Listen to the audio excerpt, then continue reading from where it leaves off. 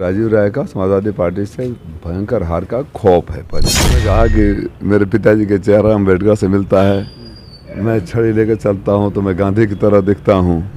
अपनी सीट बचा ले भाई, जमानत जब्त हो रही है, उनका सहयोग क्या है? उनके बयान इस लायक नहीं है कि मेरे जैसा आदमी प्रतिक्रिया दे। वो 500 रुपये यहाँ खड़ा होकर कि कोई गाड़ी जा रही है तो लूट लो, 10 लाख हो तो 1 लाख रुपये घूस दे दो, ऐसे लोगों को आप कैबिनेट शर्म आती है। तारीख को जो प्रधानमंत्री की यहाँ पे आगमन है और लोग बता रहे हैं कि प्रधानमंत्री अब आएंगे तो कुछ और सौगात देकर के जाएंगे। सबसे पहले आपका स्वागत है सर। धन्यवाद। वो प्रधानमंत्री जी का बहुचर्चित सौगात बिहार वाला याद होगा ना आपको, 50,000 करोड़, 70,000 करोड़, 1 लाख करोड़, 1.25 लाख करोड़, वही हाल होगा। ये राजीव राय का समाजवादी पार्टी का खौफ है कि आपने लिस्ट अधूरी बताई उन्होंने, मैं पूरा कर देता हूँ। प्रधानमंत्री जी 26 को, मुख्यमंत्री जी 27 को, गृह मंत्री जी 28 को, रक्षा मंत्री जी 29 को। ये राजीव राय का समाजवादी पार्टी से भयंकर हार का खौफ है, पहली बात। दूसरी बात, प्रधानमंत्री जी को भी पता था मजबूरी में उनके पार्टनर के उम्मीदवार है, आना पड़ा। उनको पता था कि अगर इस उम्मीदवार के नाम पर अगर हम यहाँ आएँ तो शायद भारतीय जनता पार्टी के कार्यकर्ता भी नहीं पहुँचे, इतने गुस्से में उन गालियों को सुनकर।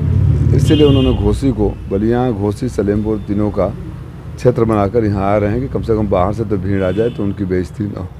कोई फ़र्क नहीं पड़ने वाला है। जिस तरीके से देखा जाए तो ओम प्रकाश राजभर कहते हैं कि हमारे सहयोग से भारतीय जनता पार्टी को 80 सीट मिलेगी उत्तर प्रदेश से, और देश में जो 400 पार का नारा है वो तो साकार होगा ही। इसमें अहम भूमिका रहेगा यूपी का, जो कि 80 सीट मिलेगा, और उनका बहुत बड़ा ये दावा। अपनी सीट बचा ले भाई, जमानत जब्त हो रही है, उनका सहयोग क्या करें? उनके सहयोग से 2022 का चुनाव जब हम लोग लड़े थे तो घोसी विधानसभा में उनके सहयोगी के साथ हमारी जीत केवल 21,000 वोटों की थी, और 2023 में जब उपचुनाव हुआ, दोनों कास्ट कम्बिनेशन चला गया उधर, तो हमारी जीत 43,000 की हो गई। यही उनकी ताकत है। हम तो सोचते हैं कि जब हमारे साथ थे तो हमारा कितना नुकसान किए होंगे, कितना नुकसान किए होंगे वो लोग। जिस तरीके से देखा जाए तो भारतीय जनता पार्टी का सिंबल है कमल, और उनका जो कि छड़ी है, तो ये आपको क्या लगता है, यदि कमल भारतीय जनता पार्टी की सिंबल होती तो ये ज़्यादा मजबूती रहती, या इनकी ही जिस तरीके से छड़ी है ये मजबूती रहती? उनका ये कहना है कि हमारी जो छड़ी है किसी से कम नहीं है, यही एक बार जलवा कर दी। जिस तरीके से महात्मा गांधी की छड़ी जलवा किया था उस समय, उसी तरीके से इस बार जो है कि हमारा छड़ी घोसी में जलवा कर देगा। उन्होंने कहा कि मेरे पिताजी के चेहरा अम्बेडकर से मिलता है, मैं छड़ी लेकर चलता हूँ तो मैं गांधी की तरह दिखता हूँ। अब देखिए क्या क्या होता है। अब इस तरह के बयानों पर आप मेरे से प्रतिक्रिया लेना चाहते हैं। आपको पता है कि यहाँ से छड़ी लड़ी थी 19 में, पिछले चुनावों में, तो सिर्फ 39,000 वोट मिले थे पूरे लोकसभा में, यानी एक विधानसभा में 10,000 वोट भी नहीं मिले थे। यही तो हैसियत। उसके बाद आप क्यों कमेंट लेते हैं? आप पत्रकार साथी को तो सब कुछ पता होगा। वो कहते हैं कि वो दौर दूसरा था, अब एनडीए का गठबंधन है और एनडीए में भारतीय जनता पार्टी का सहयोग है, और सबका साथ सबका विकास जो नारा है उससे हम प्रभावित होकर के एनडीए में शामिल हुए, और उसका असर साफ घोसी में देखने को मिलेगा, और एक बार फिर भारतीय जनता पार्टी की सरकार बनेगी, ऐसा उनका कहना है। पत्रकार साथियों, जो इस नारे की बात कर रहे हैं, नारा 2014 से है, जब देश का सबसे बड़ा झूठा मोदी और शाह को बता रहे थे, गुजरात भेजने की बात कर रहे थे, जोगी से भीख मंगवाने की बात कर रहे थे, महेंद्र पांडे को माँ बहन की गालियाँ दे रहे थे, कार्यकर्ताओं को जूते मारने की बात कर रहे थे, तब भी यही नारा था। मैं आप सब पत्रकार बंधुओं से अनुरोध करता हूँ कि उनके बयानों पर प्रतिक्रिया लेना बंद कर दीजिए, और हमसे पूछने के बजाय उनको उनके उन बयानों की याद दिला दीजिए। कुछ कहते हैं कि तभी तो आपने ये कहा था, बात ख़त्म हो गई ना। मनोरंजन मंत्री को सिर्फ मनोरंजन के लिए इस्तेमाल किया करिए। वो उनके बयान इस लायक नहीं है कि मेरे जैसा आदमी प्रतिक्रिया दे। वो और उनके बच्चे अहंकार की 7वें आसमान पर हैं।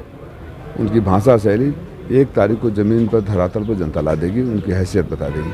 आप कह रहे हैं कि मनोरंजन मंत्री हैं, वो बाकायदा मंत्रिमंडल में शामिल हैं और पद भी मिला है, और उनके बेटे जो हैं कहते हैं कि इनके साथ कोई समाज खुल करके नहीं है। जिस तरीके से सुहेलदेव स्वाभिमान पार्टी के लोग जुड़े हैं उन पे वो भरोसा कर रहे हैं। सच ये है कि इनके साथ कोई राजभर समाज के लोग हैं ही नहीं, बस ये लोग हवा बना रहे हैं।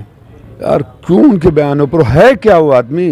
वो मैंने है क्या? कैबिनेट में, तो कैबिनेट में उधर डकैती करवाओगे, चोरी कराओगे, छिनैती कराओगे? क्या बोला था 65 रुपये यहाँ खड़ा होकर कि कोई गाड़ी जा रही है तो लूट लो, 10 लाख हो तो 1 लाख रुपये घूस दे दो।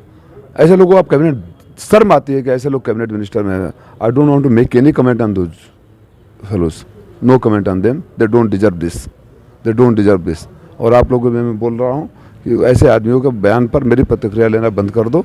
मुझे आई एम नॉट कम्फर्टेबल ऐसे, मतलब आप पत्रकार साथी हो यार, लोकतंत्र के चौथे स्तंभ, आईना दिखा दिया करो ना।